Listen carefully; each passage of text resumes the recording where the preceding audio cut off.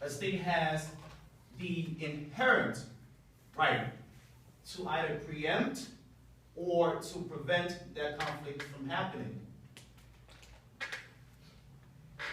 The responsibility to react, which more so is preemptive, I would say.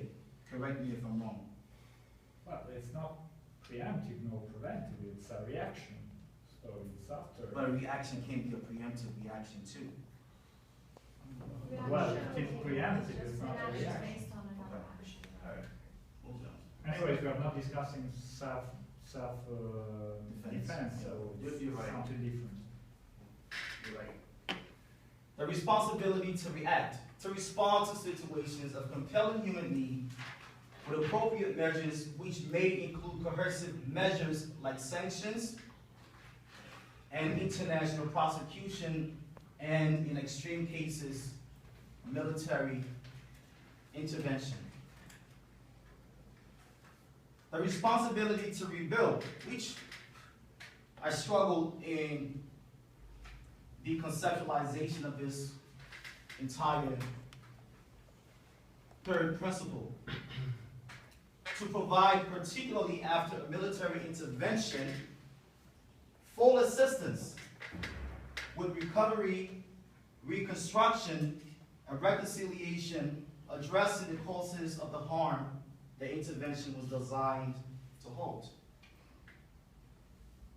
So here, we will come to your country because we feel that you are threatening and your life, the life of your citizens are at risk.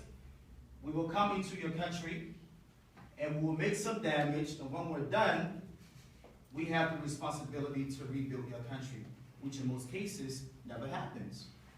As you have to go to the IMF to get a loan, and there are all of these conditionalities that needs to be met. The fourth core principle of R2P, priorities. Prevention is the single most dimension of the responsibility to protect. Prevention options should always be exhausted before intervention is contemplated, and more commitment and resources must be devoted to it. The exercise of the responsibility to both prevent and react should always involve less intrusive and coercive measures being considered before more coercive and intrusive ones are applied, which in the case is vice versa the other way around. The fifth is operational principles. Here. Clear objectives, clear and unambiguous mandate at all times, and resources to match the action or the intervention must be provided. Common military approach among involved partners, a unity of command, clear and unequivocal communications and chain of command. Rules of engagement, which fit the operational concept, are precise, reflect the principle of proportionality, and involve total adherence to international humanitarian law. The acceptance of limitations, incrementalism, and gradualism in the application of force, the objective being protection of the population, not defeat of a state. Acceptance that force protection,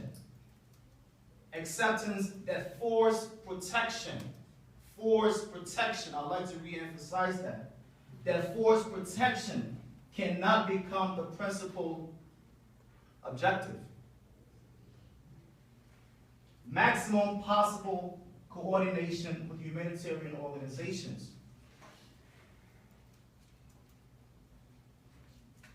Back to the timeline. Making sense of the timeline of events.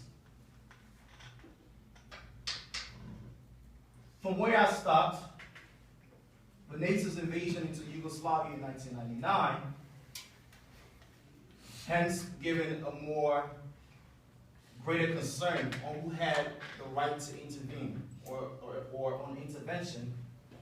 Nothing was done from 1999 until September 11, September of 2001, not September, but December of 2001. So I find it very interesting that 3 months, approximately 3 or 4 months following the attacks in the US, R2P geniusly appeared. Now the international community now has the brilliance to come up with such crafty phrase to protect the population. R2P appeared in a document published by the International Commission on Intervention in State Sovereignty on the 6th of May in 2002, 3 months prior to the establishment of the International Criminal Court. The United States withdrew its membership, or withheld its right to ratify the Rome Statute, which in fact was used to establish the International Criminal Court.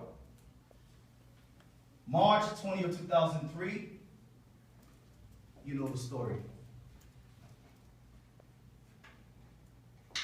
In 2005, the United Nations Security Council endorses the instrument of R2P,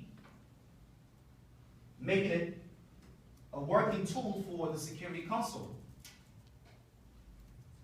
In the same 2005, the African Union, I forgot to put this here, but the African Union adopted the responsibility to protect, and it is said that it was included in the Charter of the African Union. In 2006, R2P, by execution of power of the Security Council, having endorsed the document, went into effect for the first time in Sudan, Darfur. Can we have 3 more minutes to have a look at the practice, precisely? So I guess that's the beginning of practice. Very good. Great. I got this. That's good. I've been working on this for months. R2P in practice. I'm going to skip reading all of this and give you an idea of countries that R2P has been applied. So you have Libya in 2011, Resolution 1973 adopted in March 17, 2011. There's South Sudan in February 2014. Oops. Okay. There is Yemen. There is Syria in 2012. There is Central African Republic. There is Kenya in 2007 and 2008. There is the Democratic Republic of Congo. These are countries that I forgot to put up here. And there's Mali.